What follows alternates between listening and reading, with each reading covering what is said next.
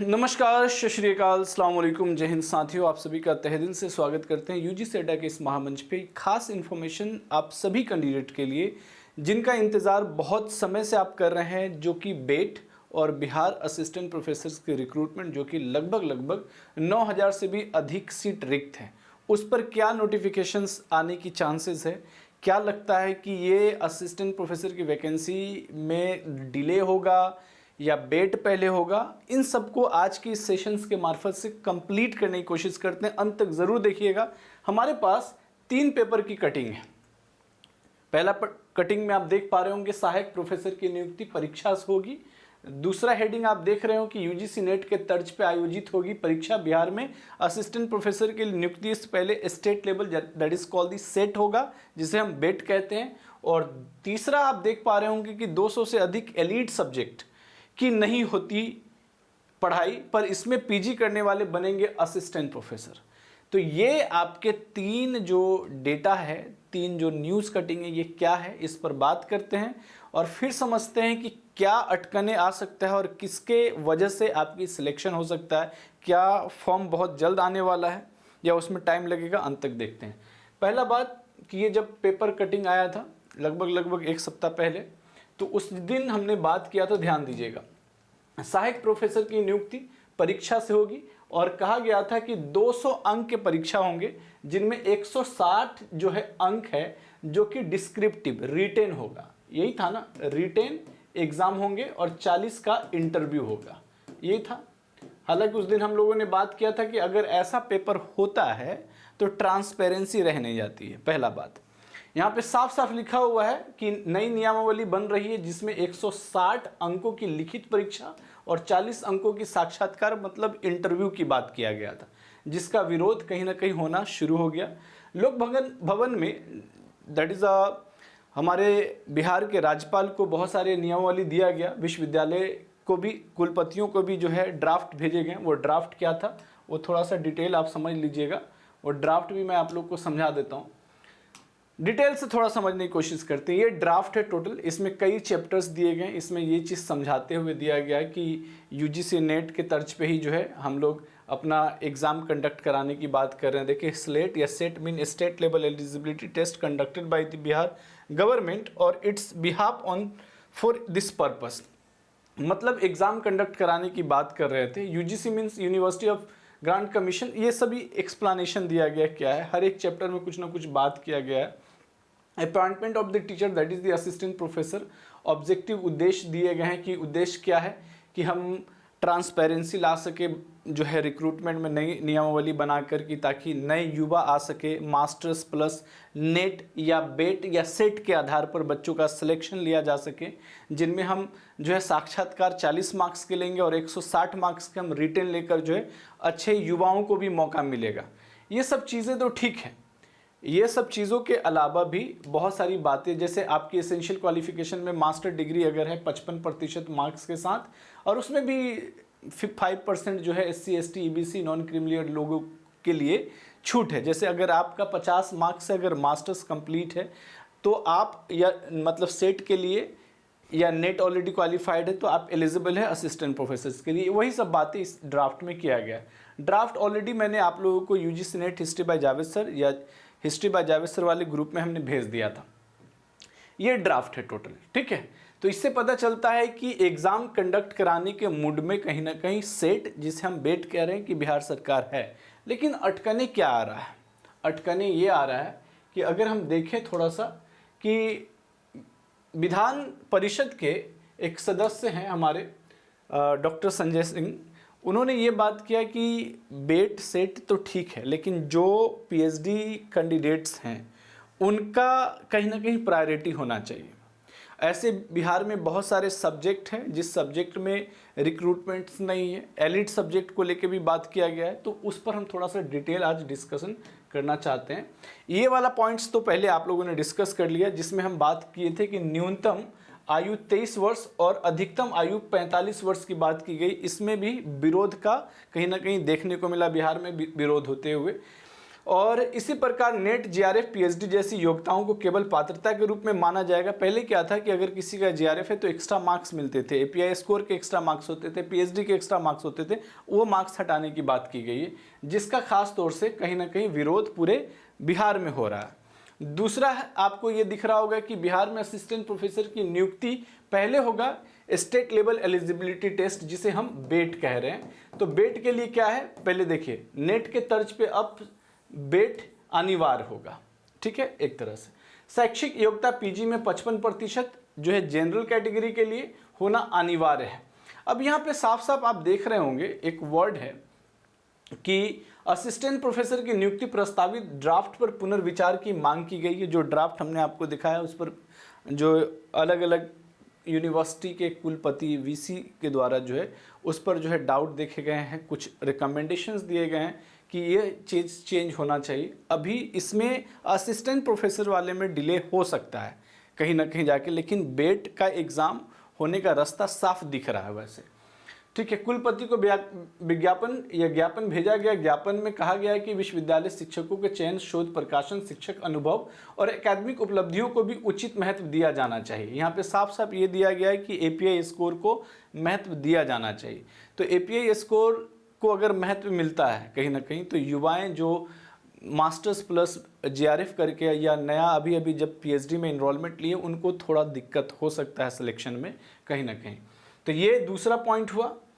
अब तीसरा है जो कि बहुत महत्वपूर्ण, 200 से अधिक एलीट सब्जेक्ट की नहीं होती पढ़ाई, पर इसमें पीजी करने वाले बनेंगे असिस्टेंट प्रोफेसर। ये बात साफ साफ है कि बिहार के युवाओं के लिए स्टेट यूनिवर्सिटी में असिस्टेंट प्रोफेसर बनने की राह और मुश्किल होगा।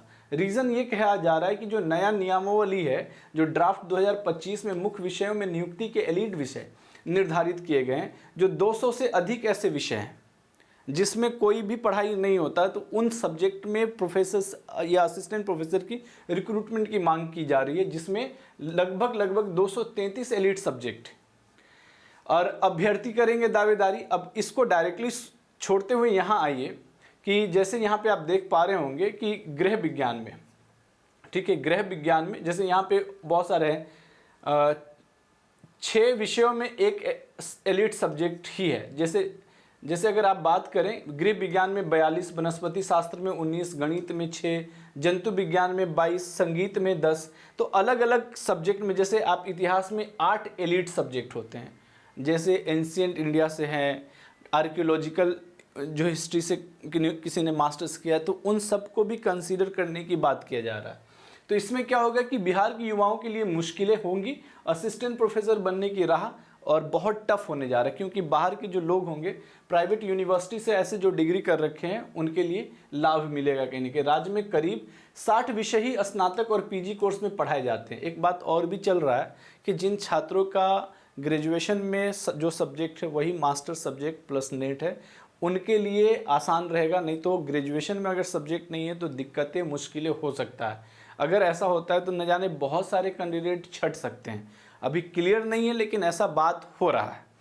चलिए आगे देखिएगा। नई नियमावली में 6000 से अधिक पदों पर होगी नियुक्ति। अब 6000 से अधिक पदों पर नियुक्ति के लिए बिहार विश्वविद्यालय सेवा आयोग की अनुशंसा पर राज्य विश्वविद्यालय में असिस्टेंट प्रोफेसर के दूसरे चरण की नियुक्ति इसी साल होनी थी। 2025 तक रिक्तियों के आधार पर विभिन्न विषयों में 6000 से अधिक पद हैं। नई नियमावली फाइनल होने के बाद उसी के आधार पर नियुक्ति की प्रक्रिया शुरू होगी। इसके कई प्रावधान पर विरोध भी चल रहे हैं। पहले चरण में 2020 तक रिक्तियों के आधार पर आयोग ने नियुक्ति के लिए विज्ञापन जारी किया था। पिछले साल तक नियुक्ति प्रक्रिया चली। आयोग की अनुशंसा पर इस साल जनवरी तक विषयों की असिस्टेंट प्रोफेसर की नियुक्ति किए गए। अभी तक 2020 वाला प्रोसेस अब जाके ख़त्म के कगार पे हुआ है। अब नया जो है उस पर विरोध होना शुरू हुआ है। इसमें क्या हो गया कि बहुत सारे स्टूडेंट्स के अटकने बढ़ेगी। रीज़न ये है, खास तौर से समझ लीजिए, जो स्टूडेंट्स नेट और मास्टर्स करके बैठे हुए हैं उनका दिक्कत हो सकता है। जैसे नया ड्राफ्ट के अनुसार अगर वो एक्सेप्ट हो जाता तो नए युवाओं को मौका मिलता। दूसरा वो हैं जिन्होंने पीएचडी करके एपीआई स्कोर उनके अच्छे हैं, उनका बहुत सारे रिसर्च पेपर है, जीआरएफ है, उन कैंडिडेट्स के लिए भी जो है बेटर था। लेकिन अगर मतलब कहीं ना कहीं बैलेंस होना चाहिए मेरे अनुसार। और दूसरा चीज़ ये है कि 160 मार्क्स के जो पेपर होने हैं जो रिटन वो ना होके कुछ इस प्रकार होता पेपर, तो थोड़ा सा समझ में आता है कि रिटन का जो स्टाइल होना चाहिए। जैसे 200 मार्क्स हैं, 200 मार्क्स की हम बात कर रहे हैं ना, 200 मार्क्स के पेपर है फॉर एग्जांपल के तौर पे 200 मार्क्स के पेपर है। 200 मार्क्स के पेपर को ठीक है ना, रखिए ना 40 जो है आपका इंटरव्यू, 40 मार्क्स का इंटरव्यू रखें, ठीक है। दूसरा है आपका दैट इज 160 का, 160 मार्क्स के पेपर को दो भाग में बांटिए, 100 या 120 क्वेश्चंस ऑब्जेक्टिव होने चाहिए। ये कम से कम इस तरह का होना चाहिए कि ऑब्जेक्टिव, ताकि ट्रांसपेरेंसी ला सकें आप। दूसरा है आपका दैट इज 40 मार्क्स, 40 मार्क्स पे आप रिटन लीजिए, 40 मार्क्स पे आप जो है 10 क्वेश्चन, 4 गुने 10, 10 क्वेश्चन रिटन रखिए। तो समझ में आता है कि बहुत सारे स्टूडेंट्स यहाँ पे निकल के आ सकते हैं। इंटरव्यू में भी मार्क्स कहीं ना कहीं घटने चाहिए, इसको घटाकर 20 मार्क्स पे ले आते और इस जगह पे 20 मार्क्स बढ़ा देते तो 180 का, तो ये एक तरीका होता है, तो ज़्यादा विरोध नहीं होता। लेकिन ये तो असिस्टेंट प्रोफेसर की प्रोसेस की बात कर रहे हैं, हम बात करने वाले हैं दैट इज़ बेट की। बेट का फॉर्म ऑलरेडी आप लोगों का आने जा रहा है, इस मंथ के एंड तक हो सकता है कि बेट के फॉर्म कहीं ना कहीं जारी किया जा सके। बेट के फॉर्म, क्यों बेट का एग्ज़ाम होना है? ताकि बिहार के बहुत सारे ऐसे कैंडिडेट्स हैं जिनका नेट क्वालिफाई नहीं है, ठीक है, जिनका नेट क्वालिफाई नहीं है, बेट या सेट कह लें, तो वो पीएचडी है लेकिन नेट क्वालिफाई नहीं है, तो उस आधार पे उन्हें सेट क्वालिफाई या बेट क्वालिफाई करने के बाद असिस्टेंट प्रोफेसर वो बन सकते हैं। तो ये प्रावधान दिख रहा है। ऐसे ये वाला प्रोसेस हम लोगों ने पहले भी डिस्कस कर लिया था, और तो आप लोग तैयार रहें बेट के एग्ज़ाम्स के लिए। और जो साथीगण तैयारी कर रहे हैं असिस्टेंट प्रोफेसर्स की, तैयारी में जुटे रहें, कभी भी फॉर्म्स आ सकता है और अच्छा खासा सीट है। इस बार कम से कम 6000 प्लस सीट्स तो मिनिमम है। वैसे ऑलरेडी पहले से जो खाली है 9284 सीट पहले से खाली है, ठीक है, जिसमें एलिट सब्जेक्ट और कोर्स सब्जेक्ट में आपका 6000 प्लस सीट खाली है। तो जिन साथियों का मास्टर्स हैं, एमए अपने सब्जेक्ट में कर रखे हैं, तैयार रहिए बेट एग्ज़ाम के लिए और नेट एग्ज़ाम के लिए। एक चीज़ और आपको चलते चलते बता दूं मैं कि डायरेक्टली किसी भी स्टूडेंट्स को किसी तरह के क्वेरीज करने हैं, तैयारी करने हैं, तो इस चीज़ को ज़रूर देख लें एक बार कि यूजीसी वर्टिकल में जाइएगा, आपको इस तरह के कोर्सेज देखने को मिलेंगे। बहुत सारे कोर्सेज हैं ऑलरेडी बिहार एलिजिबिलिटी टेस्ट को लेके, जिसे हम बेट कहते हैं।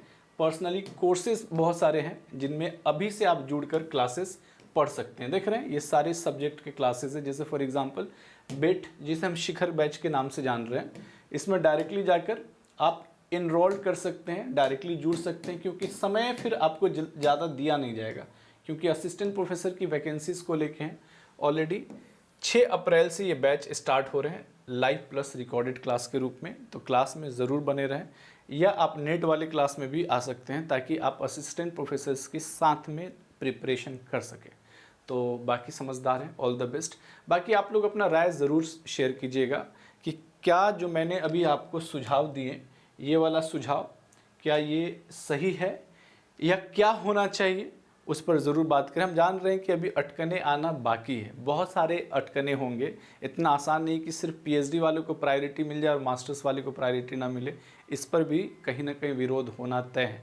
अगर ऐसा होता है तो बिहार में बहुत बड़ा कहीं ना कहीं आंदोलन होने के चांसेस हो जाएंगे। तो बाकी आप समझदार हैं, all the best, see you in the next sessions. जय हिंद, जय भारत साथियों।